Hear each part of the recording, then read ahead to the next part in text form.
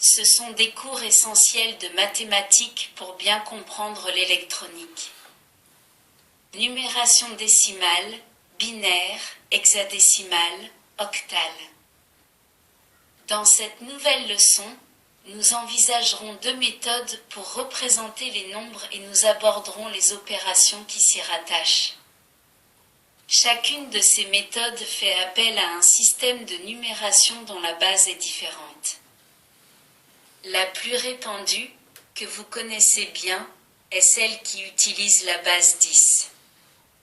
L'autre, employée dans les circuits numériques, est à base 2. Nous n'allons pas reprendre toutes les notions d'arithmétique apprises à l'école, mais nous chercherons surtout à revoir certains points. Ces derniers vous seront utiles pour une meilleure compréhension de l'arithmétique employée dans les circuits d'électronique. 1. La numération décimale.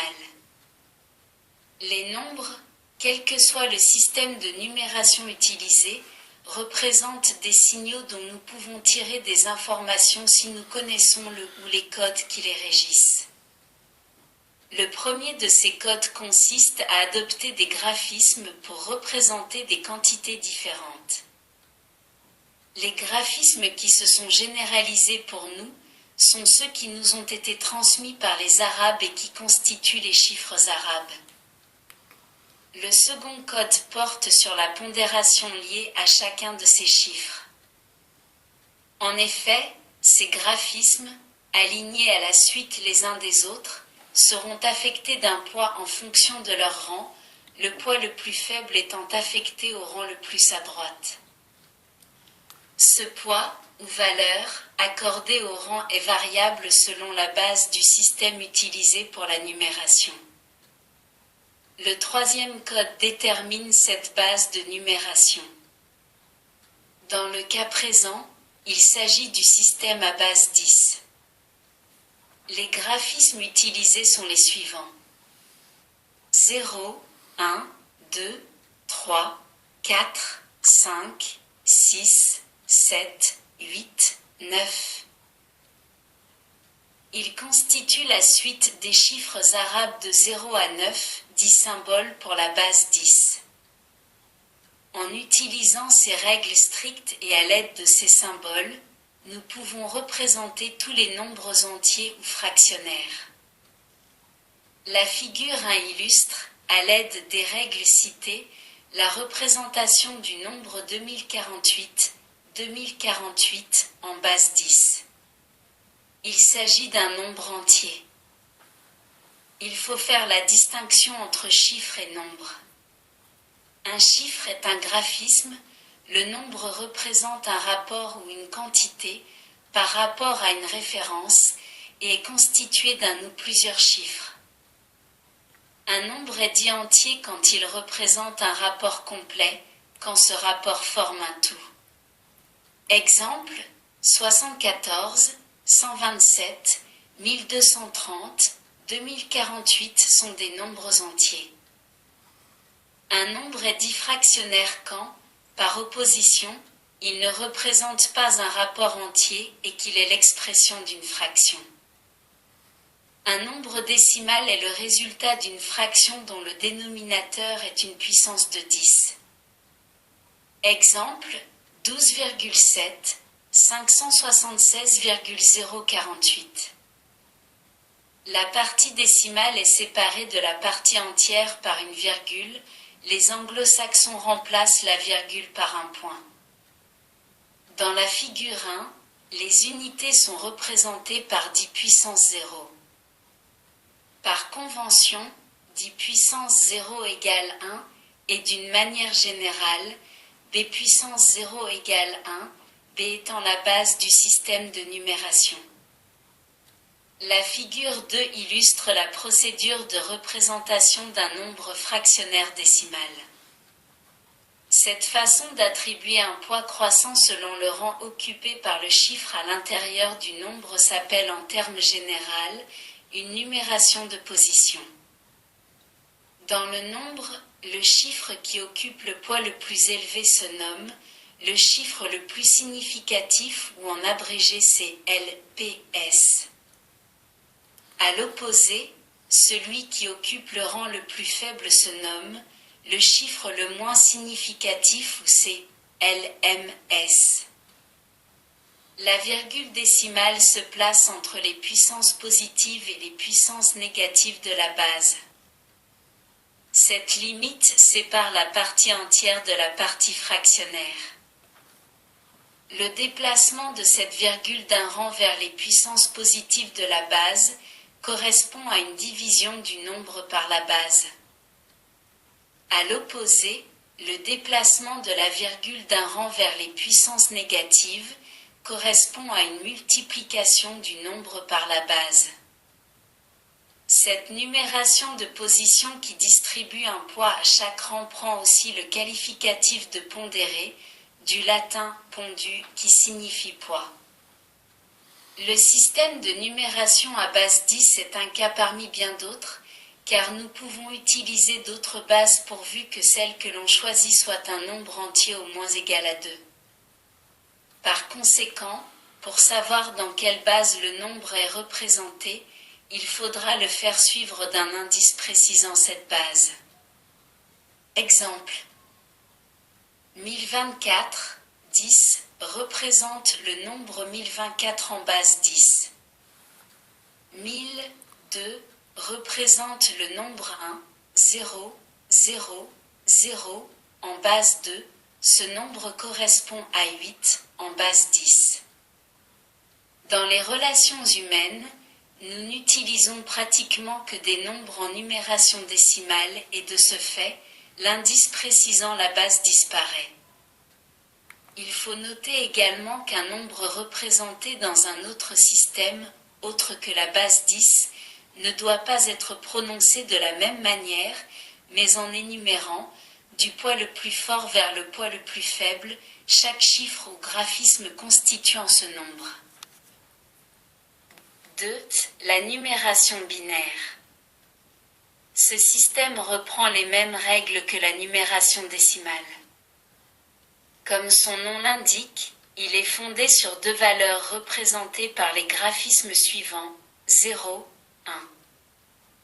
La numération à base 2 utilise, pour la représentation des nombres, la position occupée par le chiffre dans le nombre et accorde à cette position un poids défini préalablement. Nous retrouvons les 3 points principaux utilisés aussi en décimale, c'est-à-dire le graphisme, la pondération, la base de numération. La numération à base 2 est, dans ce genre de représentation des nombres, le système le plus simple, donc celui que la machine pourra le mieux interpréter car il ne comporte que 2 symboles. Par contre, il ne présente pas un grand avantage en ce qui concerne la contraction dans la figuration des nombres. Exemple, 19 en décimale s'écrit en binaire, c'est-à-dire en base 2, 1, 0, 0, 1, 1. Cette même quantité est représentée par 2 graphismes en base 10 alors qu'il en faut 5 en base 2. La figure 3 illustre la représentation des nombres en numération pondérée à base 2. Pour trouver l'équivalent décimal du nombre binaire 1, 0, 1, 1, 0, 1, de l'exemple de la figure 3, on prélève, pour chacun binaire, la valeur décimale du poids occupé par le rang de chacun de ces chiffres. On additionne ensuite chaque résultat partiel. Cette somme correspond au nombre décimal équivalent. Dans ce cas, 2 puissance 5, plus 2 puissance 3, plus 2 puissance 2, plus 2 puissance 0, soit 32, plus 8, plus 4, plus 1, égale 45. Le nombre décimal 45 est l'équivalent du nombre binaire 1, 0, 1, 1, 0, 1. La base constitue en quelque sorte un récipient. Pour mesurer une quantité donnée, plus le récipient est grand, plus le nombre de récipients comptabilisant ou contenant cette quantité sera faible. Ainsi, si l'on n'utilise que 4 rangs ou poids différents. En base 2, on pourra compter de 0 à 15, 10, le 10 indique décimal, 2, 0 à 1111, 2, le 2 indique le nombre binaire, alors qu'en base 10, on pourra compter de 0 à 9999, 10. Dans les systèmes numériques, on est amené à transformer du binaire en décimal ou inverse. Pour cette opération inverse, on peut utiliser également le tableau de la figure 3, soit à transposer le nombre 27 en son équivalent binaire. On décompose ce nombre en la somme des poids binaires, notés en décimales, contenus dans ce nombre. On transpose chacun de ces poids en binaire à l'aide du tableau, figure 3, et on effectue la somme, figure 4. 27 égale 16, plus 8, plus 2, plus 1. Une autre méthode consiste à diviser successivement par 2 le nombre décimal. Le reste de chaque division, ainsi que le dernier quotient, constitue l'équivalent binaire. Ce dernier quotient correspond au chiffre de rang le plus élevé du nombre binaire ainsi obtenu, soit à transposer 29, 10 en binaire. La figure 5 explicite cette autre méthode. Comme dans le système décimal, les nombres fractionnaires doivent être représentés. La partie entière est séparée de la partie fractionnaire par une virgule, les anglo-saxons utilisent un point. Le poids des rangs est représenté par le nombre correspondant à la base de numération affectée en exposant de l'ordre chronologique du rang précédé du signe négatif. Les exposants négatifs correspondent à des fractions, d'où l'appellation de nombre fractionnaire. Exemple. La figure 6 représente la procédure d'écriture d'un nombre fractionnaire en binaire. Les nombres binaires sont, pour nous, difficiles à manipuler et compliqués à lire. Quand un dialogue doit s'établir entre le technicien et la machine, on a recours au codage de l'information binaire. Par exemple, le code BCD, binaire codé décimal, permet de lire ou de transposer plus facilement l'information. Ce code ne fait appel qu'au nombre binaire 0, 0, 0, 0, A, 1, 0, 0, 1, 0 à 9, 10. Chaque groupe de 4 bits, bit égale binary digit égale chiffre binaire, représente en partant de la droite son équivalent décimal et le poids affecté à son rang. Le poids le plus faible est toujours situé le plus à droite. Exemple, 99, 10, s'écrit en binaire pur 0, 1, 1, 0, 0, 0, 1, 1. En BCD, il devient 99 en décimale s'écrit en BCD, 1001 1001. En résumé, c'est le système de représentation décimale mais on remplace les chiffres décimaux par leurs équivalents binaires. 3. Les numérations hexadécimales et octales. Dans certaines machines, quand il est nécessaire d'introduire des données, on utilise une autre base de numération. Il s'agit de l'hexadécimal, base 16. La figure 7 donne l'équivalence pour les 32 premiers nombres entre le décimal, le binaire, l'hexadécimal et l'octal. En hexadécimal, les graphismes utilisés sont au nombre de 16.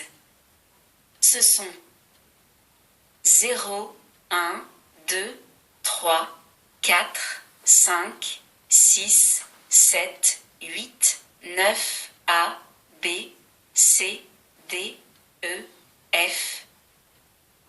Cette notation simplifie la représentation des nombres. Les erreurs, lors de la transposition des informations du technicien, hexadécimal, à la machine, en binaire, sont considérablement réduites.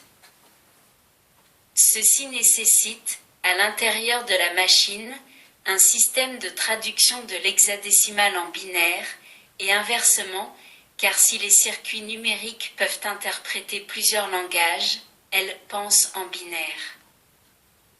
Exemple, le nombre 255, 10, s'écrit en hexadécimal, FF, alors qu'il s'écrit en binaire, 1, 1, 1, 1, 1, 1, 1, 1. On évite ainsi l'écriture d'un grand nombre de graphismes, supprimant par là les erreurs d'inattention. En continuant dans cette voie, il suffit que l'interpréteur soit à même de comprendre un langage proche du langage parlé et le dialogue avec la machine se simplifie considérablement. C'est l'orientation qui est donnée depuis quelques années déjà pour les ordinateurs et les langages dits évolués. La numération à base 8 est aussi utilisée en électronique numérique, on la désigne sous le vocable octal. Les graphismes que cette numération utilise sont les suivants. 0, 1, 2, 3, 4, 5, 6, 7. La représentation des nombres dans cette numération s'effectue de la même manière que pour celle décrite précédemment, elle utilise la numération de position. Nous allons nous attarder un peu sur ces codes et prendre un exemple. Soit à transposer le nombre décimal 99 en binaire, octal puis hexadécimal. Pour transformer un nombre décimal en binaire pur, il faut décomposer ce nombre en puissance de 2. Reportons-nous à la figure 8 qui regroupe les puissances de 2, de 0 à 20. Nous allons chercher quelle est la plus grande puissance de 2, comprise entièrement et une fois dans le nombre décimal. 2 puissance 7 égale 128 n'est pas contenu dans 99. 2 puissance 6 égale 64 est contenu dans 99. Mais 64 ne correspond pas entièrement à 99, il y a un reste, 99 moins 64 égale 35. Nous continuons à chercher la puissance de 2 contenus dans 35. 2 puissance 5 égale 32 est contenu dans 35. Nous cherchons le reste et continuons le processus jusqu'au reste nul. 35 moins 32 égale 3. 2 puissance 1 égale 2 est contenu dans 3. Reste 3 moins 2 égale 1. 2 puissance 0 égale 1 est contenu dans 1. Reste 1 moins 1 égale 0.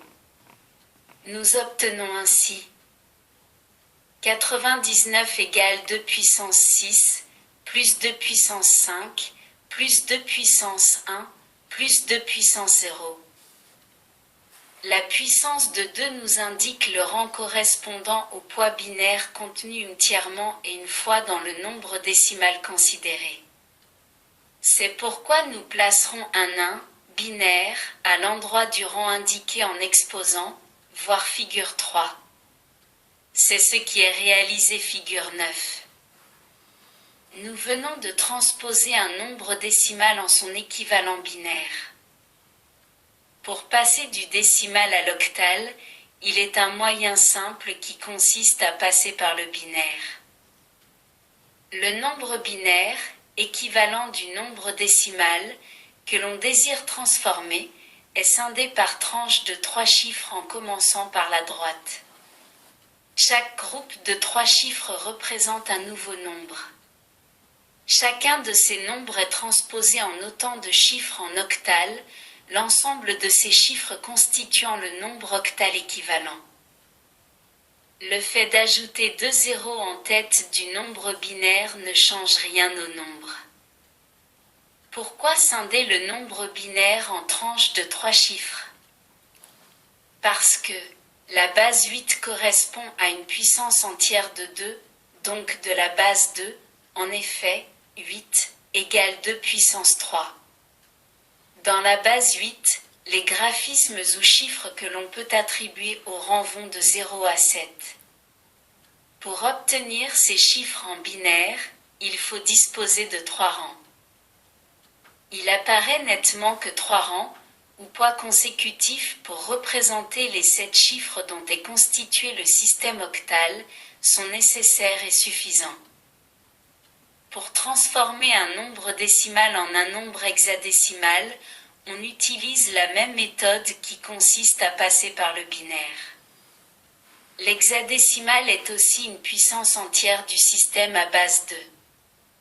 Mais puisque les graphismes sont au nombre de 16, on découpera le nombre binaire par tranches de 4 chiffres que l'on transposera en chiffres hexadécimaux afin d'obtenir le nombre hexadécimal. Tout système de numération dont la base correspond à une puissance entière de 2 pourra utiliser la même procédure. Par exemple, pour un système à base 32, soit 25, on scinde le nombre binaire en tranches de 5 chiffres. On obtient.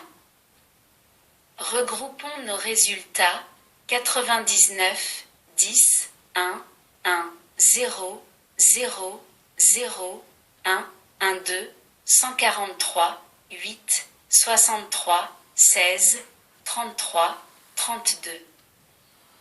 Dans cet exemple, le nombre hexadécimal ne comporte pas de lettres. Nous avons vu à la figure 7 que ce système au-delà de 9 comportait les lettres A, B, C, D, E, F. Ces lettres sont indispensables car il n'y a pas de chiffre prévu dans ce cas. On pourrait très bien en inventer, n'importe quel dessin ferait l'affaire, mais, en électronique digitale, instruction des microprocesseurs, elles sont employées officiellement. De plus, il faudrait leur donner une prononciation. Voyons maintenant un exemple utilisant ces lettres. Soit à transposer 234, 10, en son équivalent en base 16, hexadécimale. La figure 10 donne tout d'abord le déroulement des opérations pour le passage en binaire. Scindons le nombre binaire obtenu en tranches de 4 chiffres. Le nombre 234, 10, a pour équivalent le nombre hexadécimal, EA. Le nombre 255, 10, a pour équivalent le nombre hexadécimal, FF. Cette façon de représenter un nombre avec des lettres peut paraître surprenante, mais si vous réalisez des automatismes à microprocesseur, vous devrez entrer les instructions en hexadécimal et cette notation vous paraîtra alors naturelle. Cette façon de scinder le nombre binaire en tranches de n chiffres pour obtenir l'équivalent dans une autre base, puissance entière de 2, n'est pas applicable pour la base 10, ou décimale, 10 n'est pas une puissance entière de 2. Pour représenter les 10 chiffres de cette base, il faut, malgré tout, 4 rangs de poids binaires. Ceux-ci sont, par conséquent, mal exploités puisqu'ils permettent la représentation des 16 symboles. Les symboles décimaux, de 0 à 9, utilisent les combinaisons binaires de 0, 0, 0, 0, A, 1, 0, 0, 1.